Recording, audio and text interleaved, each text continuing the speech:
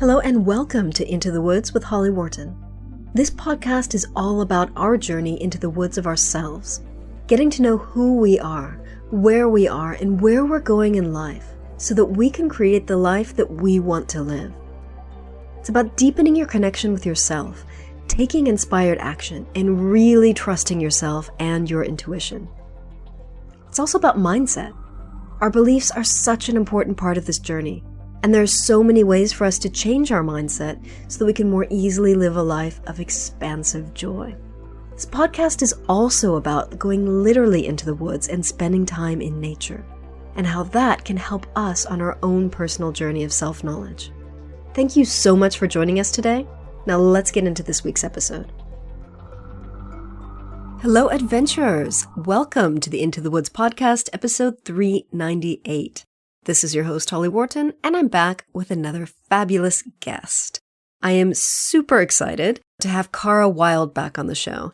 This week is another adventure in consciousness, as opposed to outdoors adventures type episode. So Cara's been a guest on the show many, many times in the past. And I decided to have her back on the show because I've been receiving emails lately from people who have had spontaneous experiences of tree communication, where a tree has reached out and spoken to them. But because they weren't expecting to have this experience, they were frightened or confused, sought out more information on the topic, which led them to my website. Now, a lot of people feel like they're going crazy when they have these unexpected experiences. They didn't seek them out, they weren't expecting them, they didn't set the intention, and it just happened spontaneously. And we're taught that these things aren't normal, so we don't know how to react. In this episode, I talk with Cara about our own experiences and how we can open up, if we choose to do so, to new adventures in the unseen realms. So, what are you going to learn in this week's episode? I'm going to talk about what to do when weird things happen that we're not expecting. We discuss how to relax and go with the flow when these kinds of things happen. How we can open up to these experiences and invite them into our lives. How to set clear boundaries with the unseen realms and how to know which boundaries to set. Also, how to set clear intentions of what we want to experience. And how open should we be? Can we be totally open or should we hold back? And how can we stay safe when things start happening? Because again, this is stuff that a lot of us are new to, and we might not want to open up to having ghosts show up in our living room. So, before I get into the episode, I wanted to talk to you about Cara Wilde in case you haven't heard any of my previous episodes with her. Cara is a mystic, shaman, and healer whose business Wild Bliss focuses on creating a more sacred planet one person at a time. Cara supports professional women who want to remember who they truly are, why they are here, and want to express that as a body of work in the world. Cara left her counselling and more mainstream work behind her when she couldn't use her psychic abilities or work with guides, and began to feel as though she was working blind. She set up her own business as an EFT practitioner, started to use her channeling and intuitive abilities, and felt like she got the team on board, and helped her clients in making more significant and longer-lasting changes in their lives. As part of her work, Cara channels a collective called the Ancients and offers practical guidance and support specific to the needs and concerns of those of us who are deeply sensitive and passionate about creating real change in the world.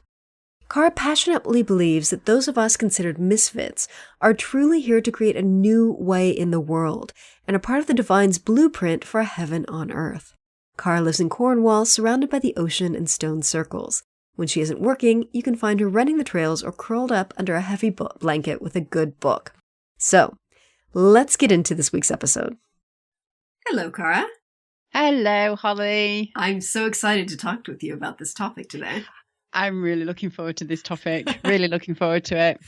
So, this episode is inspired by some emails that I've been getting recently from readers and people who have arrived at my website after having unexpected experiences with trees that they weren't seeking out, but yet a tree spoke to them and then they thought, what is going on here? What is this? And they Googled, can trees talk? And they ended up on my website and realized that yes, this is a thing and no, they're not going crazy.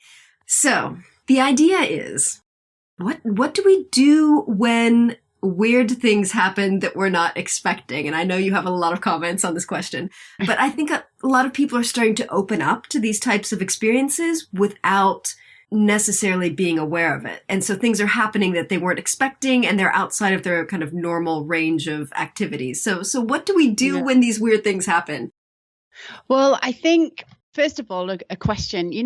When readers have been connecting with you, is that before they read your book, or? So recently I got an email from someone who had never heard of me, never heard of the book, never heard of the concept of trees talking, but a tree spoke out to him or her. And then that person went on Google to figure out what had just happened to them, and arrived at my website and saw that tree communication is indeed a thing. Okay. So when the weird things happen, I think the first thing to do is kind of like maybe reframe it, because it's not weird. I think it's normal, but we've been conditioned out of it. Yeah. So hearing things from the non-physical or the in-between realm, or whatever language you want to put it, is just, it's ancient in us. We're just reawakening our ancestry and what has been our more ancient way of being. It's just that over the, many, many years, it's been conditioned out of us. And so now it's like so far out of our regular everyday experience that's why it feels weird. But it's just new and normal. Does that make sense? Yeah, it does. So I think that over the probably centuries, we've been kind of trained to believe that these things are not normal. And possibly, I'm wondering if this has to do with the church, because I would imagine that in pagan times, this would be quite normal to kind of communicate with the nature spirits and things. But I wonder if it was around times when the church came in and started changing things around, that they started kind of removing those beliefs from the population or squashing them.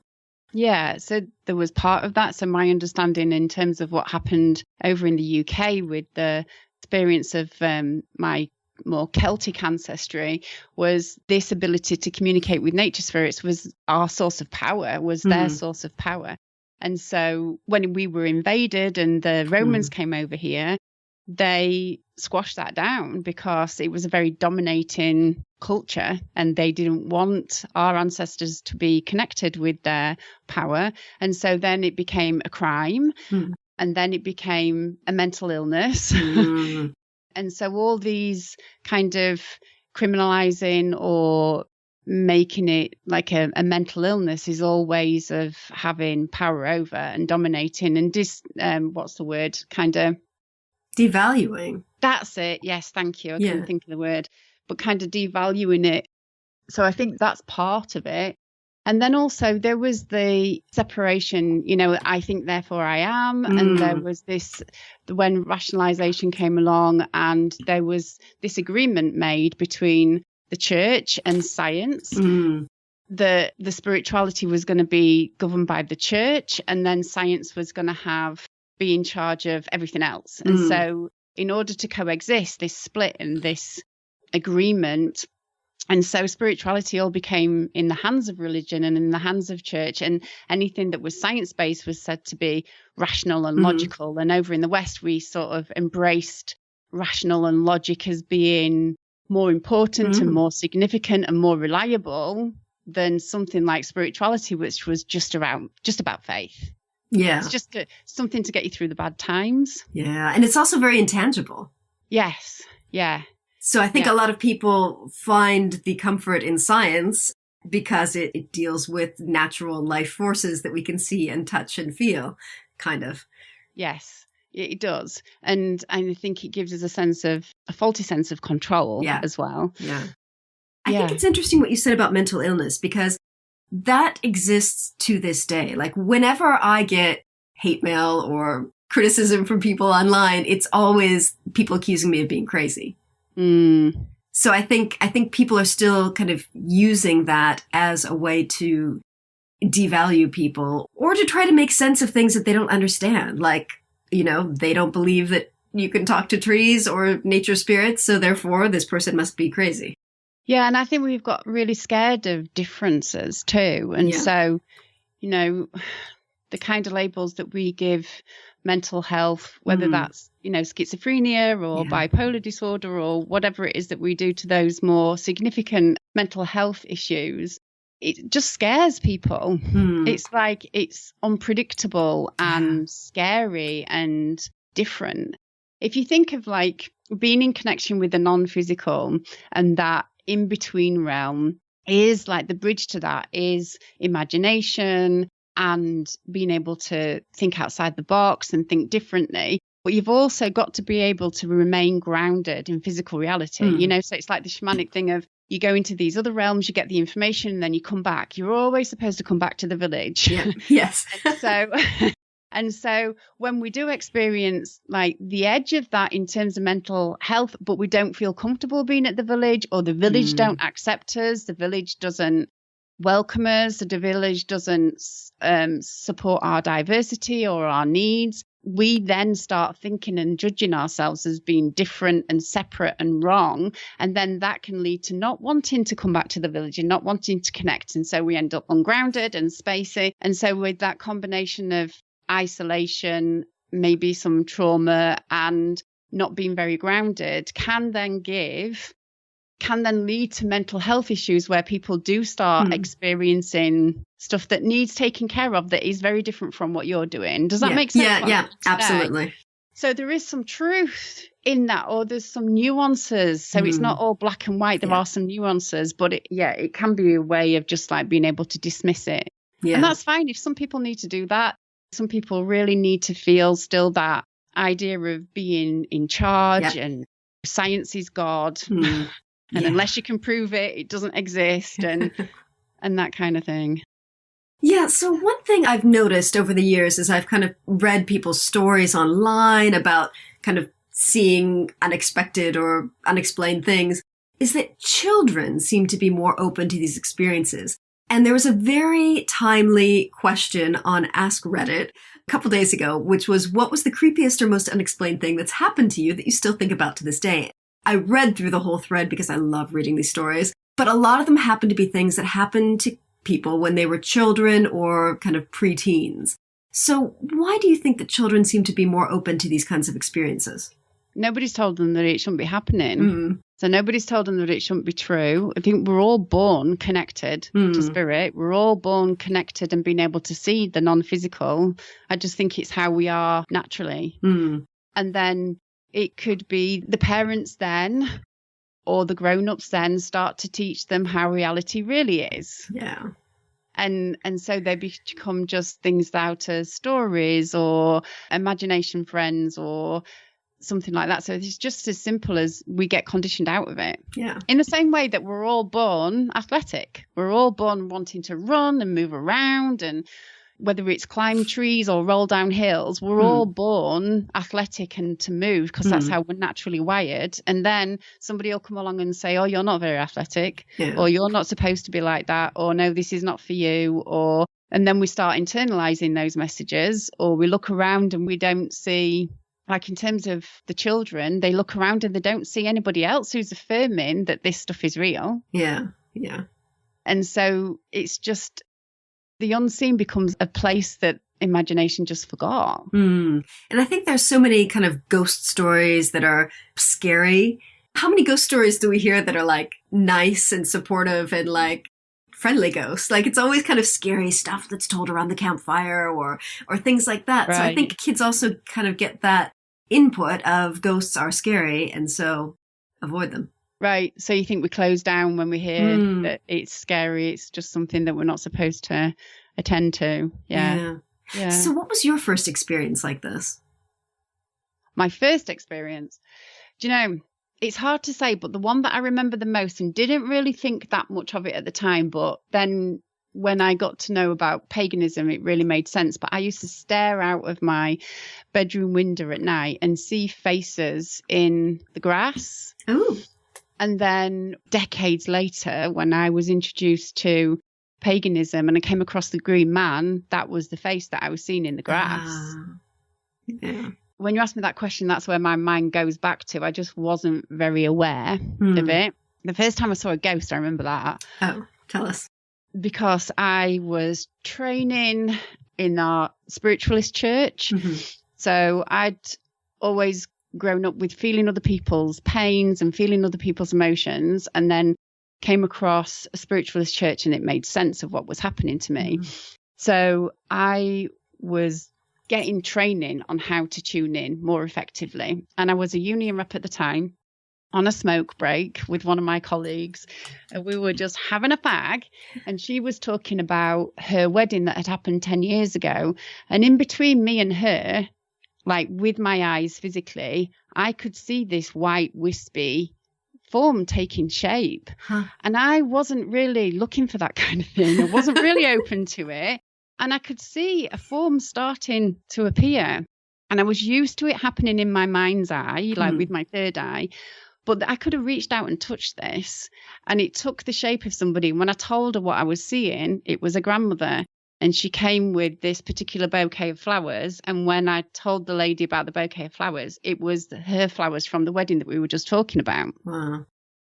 And I could see the beginning of this one. I'm just like, oh my God, I'm on a fag break. I was just like, this is so surreal.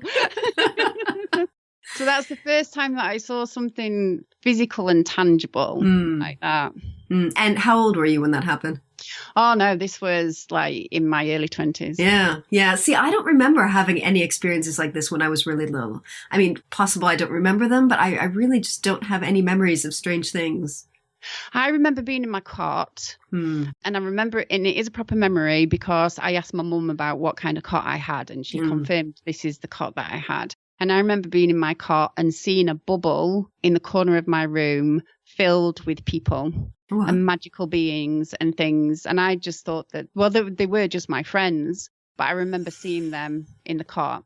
I don't think of that as like an unusual experience. And that's why my mind didn't go to that when you asked that question. That's interesting. Well, yeah, because it was normal to you at the time, whereas the ghost was that's the unusual. One that stood out.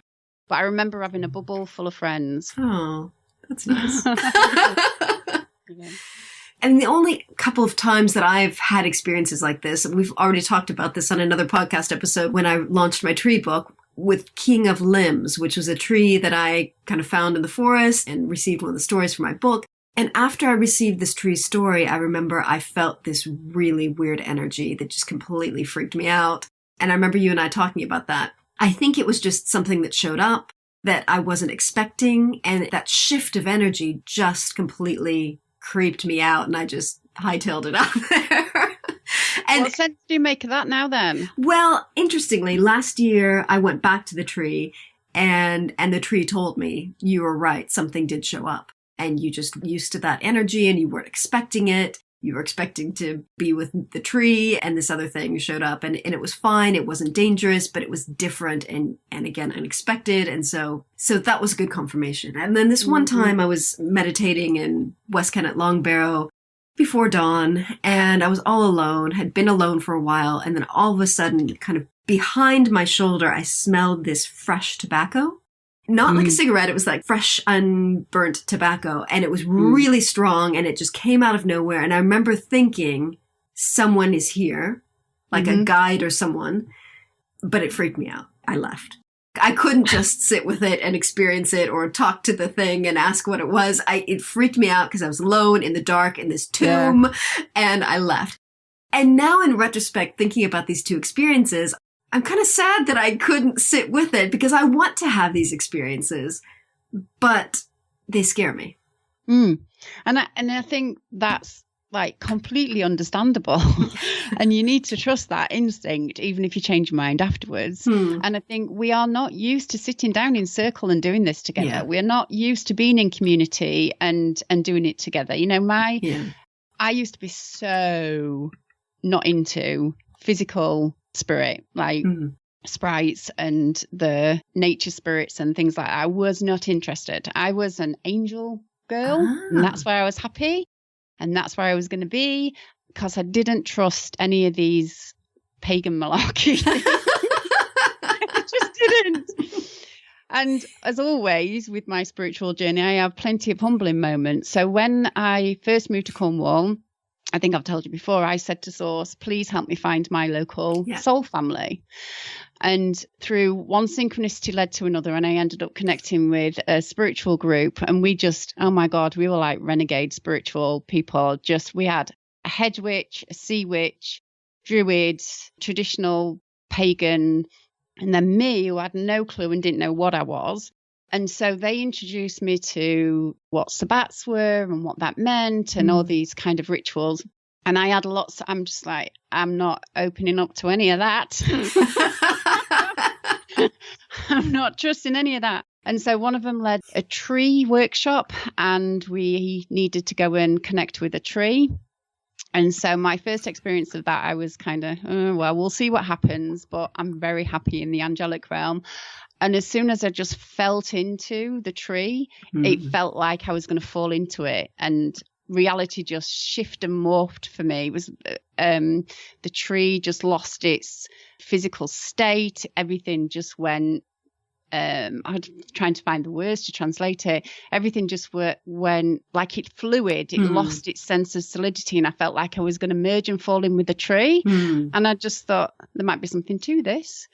And so I learned how to trust the spirits by just working with them and getting feedback from them. And it was mostly, I was scared of that because I didn't feel safe in physical reality anyway. And I'd not had a community that taught me how to work with those energies and what they meant when they did show up.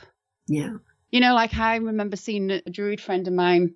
We were on the stone circle in Cornish moors, and he was going around with his wand, which was like this massive branch, almost like a log, and casting a protective space around the stone circle. And I remember thinking, that's a nice thing to do, you know, just a nice thing to do, and didn't give it the respect really. And then as I'm watching him, I saw this electric blue light shoot out the top of his wand. And when I spoke to a friend of mine afterwards, she said, you saw what's it called? Not witch wind. That's from, I can't remember the term now, but it's a real thing. It's, you know, it was a witch's power. That's what I saw. So most of my beliefs have been challenged by my own direct experiences. Yeah. And how did you feel when you first started opening up and having these direct experiences? Oh, well, no, that was just really exciting. So I didn't mind if I have a direct experience and I hear something straight from source, or I have an experience like that, I'm really quite comfortable. There's been one occasion when I haven't been, but really quite comfortable. It's the human-made stuff that gets in the way. It's the belief systems that I'm suspicious of. It's, you know, like, for example, the sea witch that I was working with was teaching me how to cast spells when working with the tides. And we were collecting sea glass, and I'd not had sea glass before. I'd never been able to find one. And when I was working with him, I found my first piece of sea glass, and he said to me, if I were you, I'd throw that back as an offering to the ocean spirit. And I just thought, oh yeah, because you're not supposed to have anything. All, you know, these earth gods just want sacrifice all the time. You know, I was really cynical and just not happy about that. And I just remember saying to this like sea god, well, if you want to sacrifice, here, you can have it. I don't want your damn sea glass. And I threw it into the ocean. And just as I did, a wave came in and another piece of sea glass rose to my feet. Wow. And that to me was like, that's your human-made stuff, to think that we need anything from you. Yeah.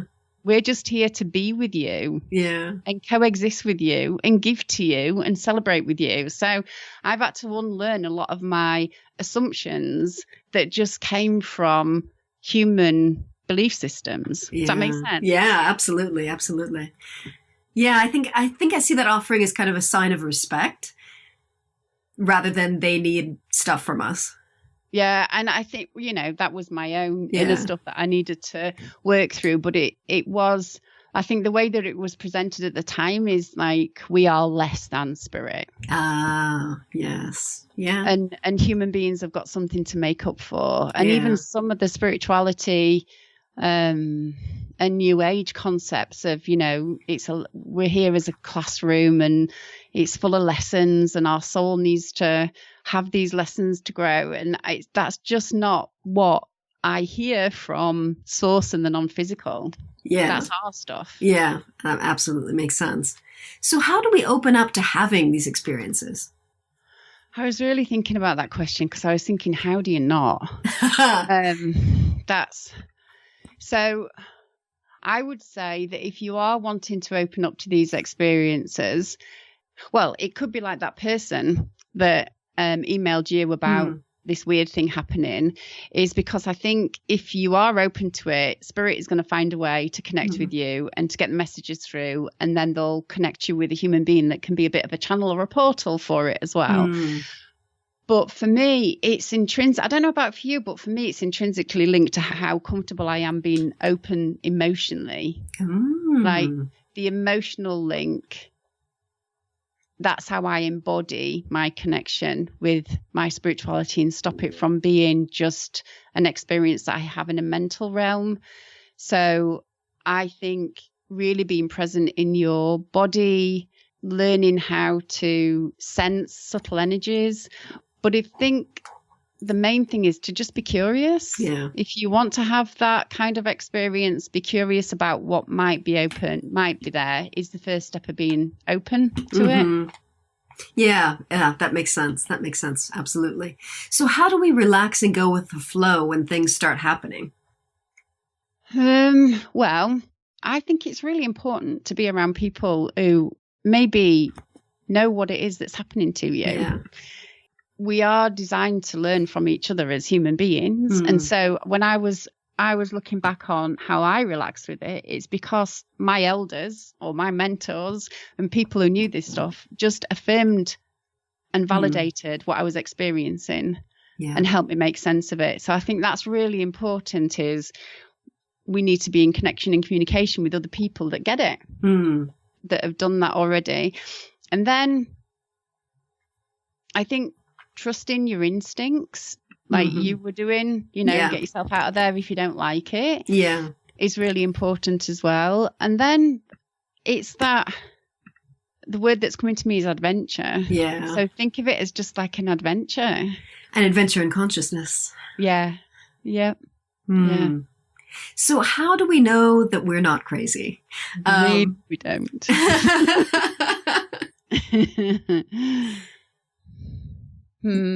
I remember when I was working as an addiction specialist, and so we had overlaps with the mental health wing of the hospital, right? So the ward where people used to be hospitalized because they were having certain episodes and seeing things. And God, the words are escaping me today. I can't remember what the actual word is called for it now, when people have visions of things. Yeah. We were talking about the fact that they were a Reiki practitioner giving Reiki to their colleagues and talking about spirits that showed up, and then going back into their work in the mental hospital, trying to calm patients down who were saying very similar things, but in a very different way. Wow. Yeah. And the difference is that you're not crazy if you can function. Yeah. I think that's in the world. Huge guideline. Yeah. If you're otherwise functioning. Yeah. And if these experiences are not completely throwing you off track. Yeah. Yeah. And so I had an ex-boyfriend who died, unfortunately. And when we first connected, he was really interested, and I gave him tarot readings, and he went on to develop and be diagnosed with paranoid schizophrenia in the end. And so I got to see firsthand then the difference between me doing tarot reading and knowing the spirits that I was seeing and staying grounded. And the difference with him is he was starting to believe that he'd been Buddha in a past life, and it was quite grandiose, and there wasn't anything tangible to hold on to. It was all lost in this mental realm. Yeah. Like spirit is eternally practical. Yeah. Yeah. It's supposed to help us be more physical. Yeah. And I've had my fair share of, I hate the term spiritual bypassing, to be honest. I think it's used really derogatorily these days, but I've used it as a way of avoiding being physical sometimes, because I've had, unhealed trauma that I didn't want to be connected to the physical world. And so I'd be like, just leave me with the angels. Well, it's a coping mechanism, and it helped you get through something difficult. Yeah. And it really was. It was a gentle way to land in the physical world. But even when I was doing that kind of more disassociative behavior, there was always a real sense of a difference between here and there. They didn't merge into one. Yeah. Yeah. And I think those kind of boundaries are really important, especially with empaths. Like I've had a client before who was really, really connected at an empath level with a horse. And every time her horse got an injury, there would be a wound that showed up on her body. Oh, wow. I didn't believe her at first. And then she showed me and I said, you're too emotionally connected to this horse. You're not supposed to have that kind of relationship. And I think boundaries is so important when you're doing this work too. Well, that leads on to another question of mine. So how do we set boundaries? How do we know which boundaries need to be set? If we're new to this stuff, like how do we know what boundaries we need? Yeah. Don't do what I did. So I don't know. Have I ever told you about what happened to me in Spiritualist Church that time when I said, oh my God. So can you also explain what a spiritualist church is for people who might not know? Yeah. Sorry. Yeah. So it's a very traditional British way of experiencing spiritualism. And it's very similar to the way that they work over at John of God, which is really surprised me. But it's not working with nature spirits. It's definitely just working with spirits that want to come through. So it's quite often associated with mediumship, which is more proof of life stuff and giving messages off. So I used to go and stand up on podiums or in circles and give messages to people as they came through. So it's more of that kind of mediumship angle. And so I had gone to watch somebody do a presentation where they'd get up and they would give messages that had come through, a bit like you see on the TV kind of thing. And it was in church. And I went with a really good friend of mine. And I was in my early 20s, thought I knew it all about spirituality, really arrogant. And we were having this conversation about whether evil exists or not. And I was saying, I'm not sure of my white light. If you think you're that, like, come and have a go if you think you're hard enough kind of thing, really. So this attitude of, I'm beyond all that, this kind of thing. And then, so we'd been talking about that. And then in church, I went to pick something up and I felt a hand on the back of my head and it pushed me onto the chair in front and I banged my head. And there was nobody there.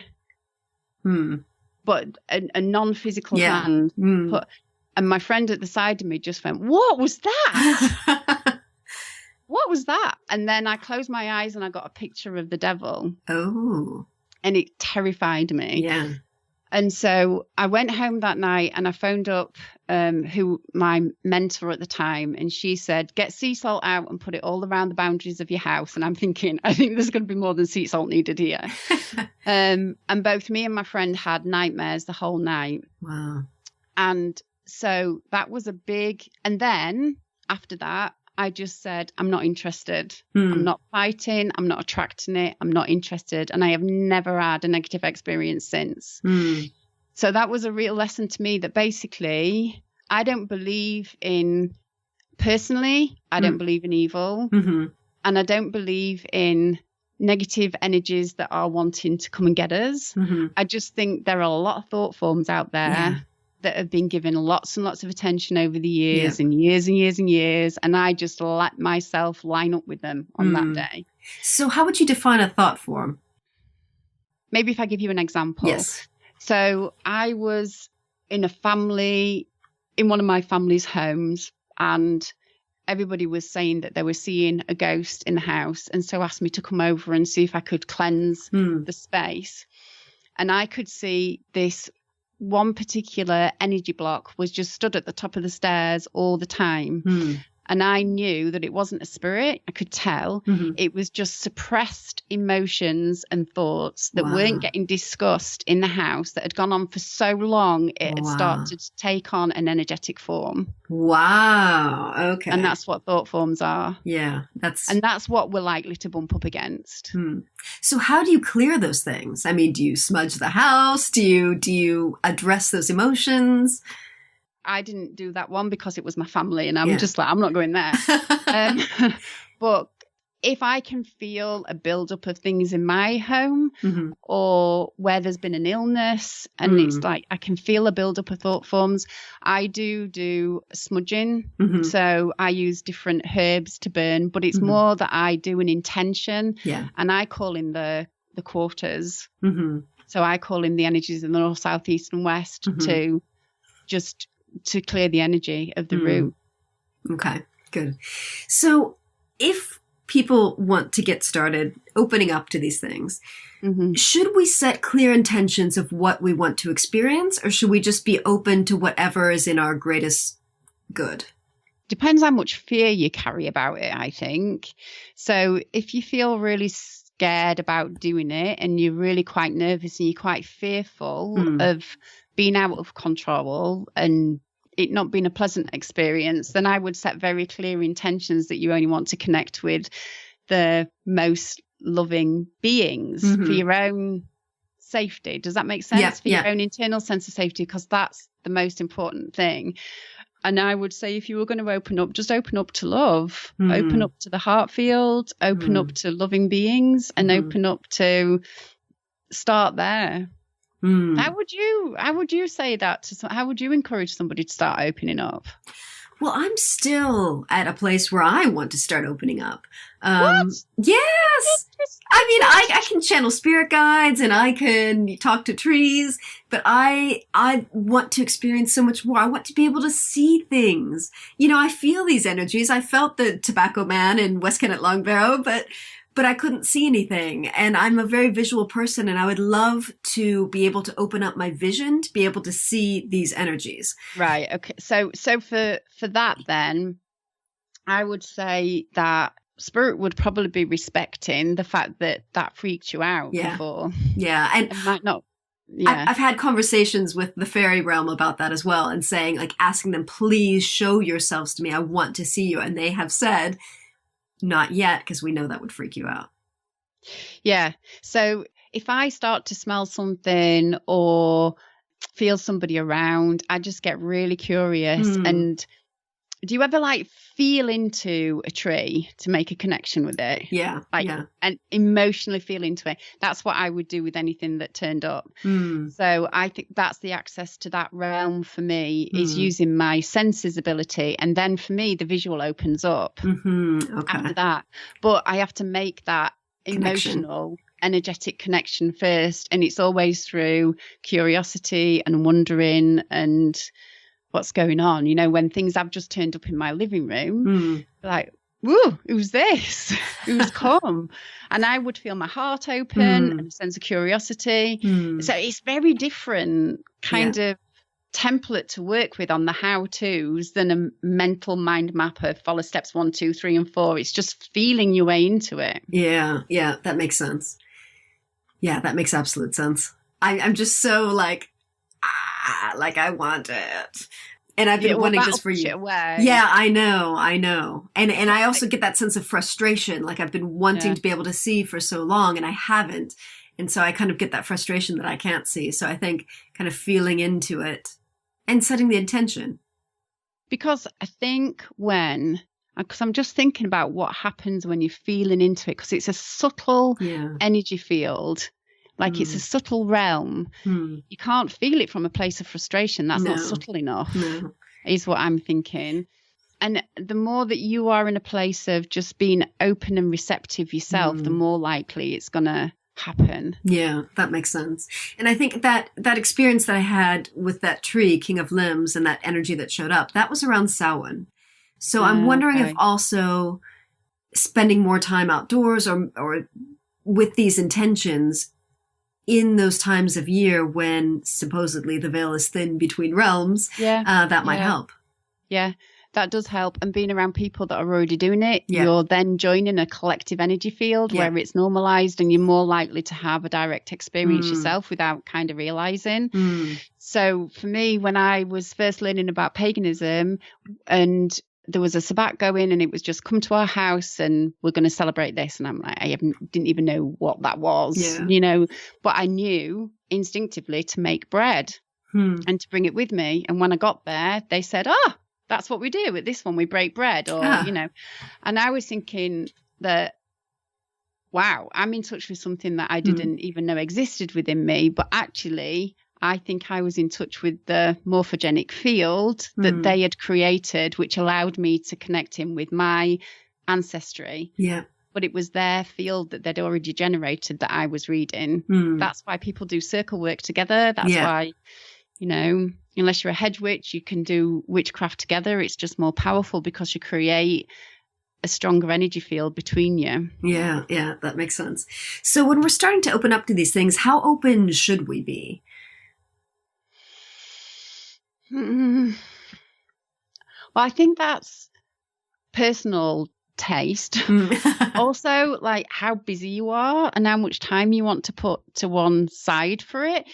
Like how much of it do you want to take over your life on a real practical level? Because sometimes these things show up when we're not expecting. So it's not like we go out, we say, okay, today from 4 to 5 p.m., something will happen. Yeah, exactly. So I think once the process starts, you can then say speed up, slow down, yes and no, I don't like it, I do like it. But I don't think we're in control of it to begin with. But I'm open to being wrong if anybody else thinks any differently. But I think your intention is more to what you want to connect with. That makes sense. So how do we stay safe when these things start happening? So you talked about that thought form energy that banged your head on the table. How do we keep ourselves safe? I'd really be like, first of all, honest with your own belief system, honest about your own belief system, and respect the fact that if you've been brought up with a religion that teaches you that tarot is evil and wicked or whatever, and that you're opening yourself up to the devil, respect those belief systems and what I mean by that is they are in you and living and breathing in you. So you might need to do it slightly differently and slightly more cautiously until you build up your trust, which only comes from your own relationship with source or the non-physical or with spirits. So that's like, just start where you are. Don't force yourself to be where you're not to begin with. And then I always teach it in terms of, it's the same thing as if you go to a party and you come across a stranger. Some of them you're just going to think, oof, you're not for me straight away. And you just know. And some of them you just feel really comfortable with, really safe with, and it feels just lovely to be you, and you kind of hit it off. And it's exactly the same with spirit for me. So what are the potential dangers? Because I think someone who's new to getting into this might not even think that they need to protect themselves from something. Well, I don't think there are. Okay. That's the thing. I don't think we do need to protect ourselves from anything other than, you know, like my arrogance of inviting something in is perhaps not the best way to do it. But I don't think there are dangers other than your intention to connect, just your intention to connect with something heart-centered. Otherwise, you might come across thought forms or more playful spirits are a bit mischievous, maybe.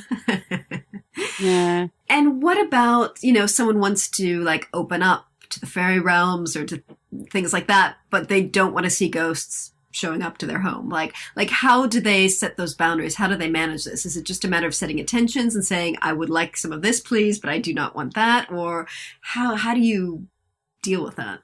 Yeah, when I first heard you say that, I was thinking they're two very different things. Yeah, I know, but they're like, kind of both examples of like the unknown or but I was thinking, invisible realms. I don't know if you open to fairy realms, does that mean that you're automatically going to get ghosts showing up in your living room? I don't think it is. Yeah. But also, like, there's two layers to this, I think. So the first layer is you are fully in control of your not fully in control. You are in charge of your energy system. Yeah. So you get to say what gets in there and what doesn't. Yeah. Like, you're sovereign. Yeah. And sometimes we know that more than others, but we are sovereign beings on our own right. We're non-physical. We need to remember that. Yeah. It's like, we are non-physical. We're just actually inhabiting a body right now. But all we're doing is tapping into the real realm. The physical realm is the illusion. We're just tapping into what's really there. Does that make sense? Yeah, it does. It does. And then the other thing is, sometimes I think when we frame the question, when we think about wanting to be in charge, we have to separate that from being in control and remember that like the fae and gnomes and nature sprites, like they're sovereign beings in their own right. So they might not want to show up for us. Yeah. It's like we're all different races, really. And so it's about having respect for that and dignity for that. And they will do the same. And then ghosts, they're something very different. And I think, just trying to think what I think about that. You can just close that down and not want to get engaged in it. If you don't pay attention to it, even if they keep showing up, I think it's going to be rare that they stick around unless it's part of your intention for this lifetime to bring messages in from ghosts.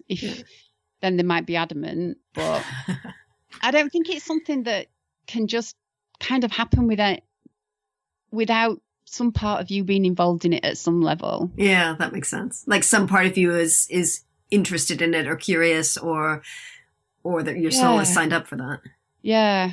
And I imagine there'll be many people that say something very different to that, that have a different belief system. But I think if it shows up in your world and shows up in your reality, then there's a good reason for that. Yeah, that makes sense. So do you have any other advice for people who want to open up to these experiences or aren't really sure what to do? It's just so much fun. It's just like play. And invite higher energies. It's not a language that I like to engage with very often because I don't think it actually works like that. But finer vibrations, higher energies, ask it like at the highest level. Like you want the best quality friends. Yeah. So have the best quality spiritual friends too. Yeah.